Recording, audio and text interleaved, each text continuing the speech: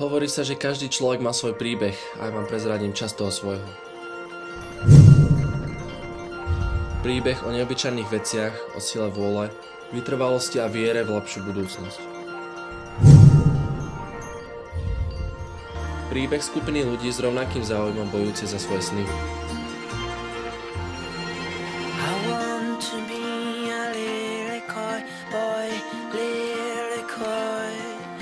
Grind your claws, you howl, you growl, and afraid of Apollo.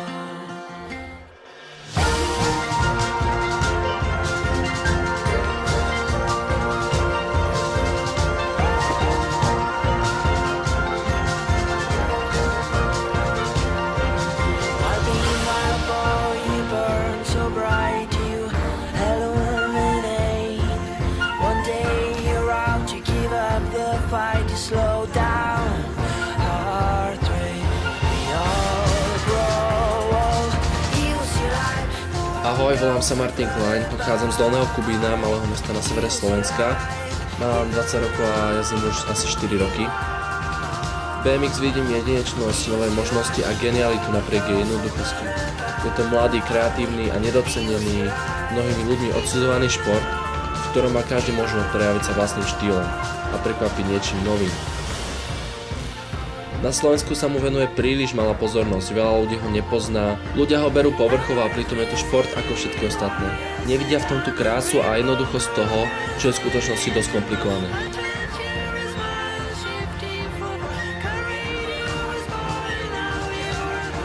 Tiež je za tým veľa hodín tréningu, bolesti a snahy.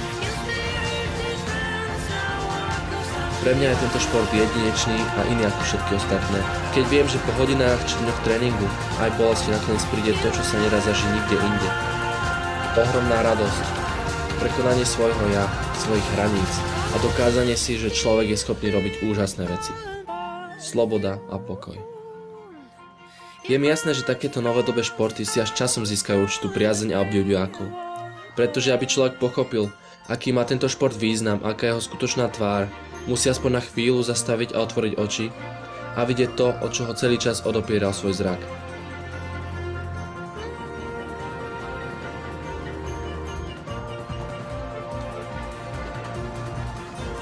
Myslím si, že keď mladí ľudia prejavujú záujem o takéto športy a uprednostnia ich pred inými činnosťami, ktoré ich ďalej neposúvajú, tak by mali alebo aspoň by mohli dostať príležitosť svoj talent ďalej rozvíjať. Podmienky pre tento šport sú na Slovensku dosť biedne, ale napriek tomu to netreba zdávať. Dôležitá je trpezlivosť, snaha a vytrvalosť. V Dolnom Kubíne máme svoj dirtpark, ktorý je bohužiaľ v katastrofálnom stave, nikto sa oň už vôbec nestará. Napriek tomu, že jazdcov už pomerne veľa. Tento šport nie je len o jazdení, ale aj o práci a snaha vybudovať si lepšie podmienky, čo mnohí nechápu alebo pochopiť nechcú. Toto video som sa rozhodol natočiť preto, aby som oslovil tých, ktorí jazdia, ale hlavne tých, ktorí strácajú nádej, aby to nevzdávali a pokračovali. Jazdenie na BMX nie je jednodňová záležitosť a preto to chce veľa a ešte viac trpezlivosti a snahy.